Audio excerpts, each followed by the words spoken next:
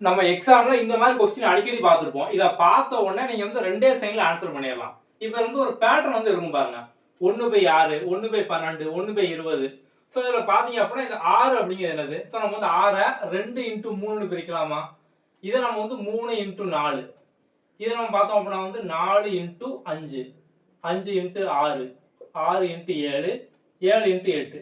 So பாருங்க 2 3 3 4 இந்த மாதிரி ஒரு பேட்டர்ன் வந்து இருக்கா? இது நீங்க எப்படி கண்டுபிடிக்கலாம் அப்படின்னா, இப்போ இதோட டிஃபரன்ஸ் பார்த்தோம் அப்படின்னா நமக்கு 6, இதோட டிஃபரன்ஸ் பாருங்க 8, இதோட டிஃபரன்ஸ் பாருங்க 10, 12, 14. இந்த மாதிரி வந்து 2 2ஆவது கூடுதா? அப்படி அதை வச்சு வந்து கண்டுபிடிச்சிடலாம். இப்போ நம்ம சிம்பிளா என்ன பண்ணோம் அப்படின்னா வந்து முதல் நம்பர் பார்த்தோம் அப்படின்னா வந்து 2 அப்படிதானே? 2. கடைசி நம்பர் பார்த்தோம் அப்படின்னா வந்து 8. ஸோ என்ன பண்ணோம் அப்படின்னா இந்த 2ஐயும் முதல்ல வந்து இதுக்கான வித்தியாசம் மைனஸ் பண்ணுங்க.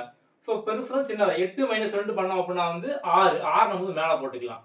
கீழே பார்த்தோம் அப்படின்னா 2ஐயும் வந்து பெருக்கணும். முதல்ல வந்து மைனஸ் பண்ணணும், அப்புறம் வந்து பெருக்கணும். 2 × 8 அப்படிங்க பார்த்தோம் அப்படின்னா வந்து 16.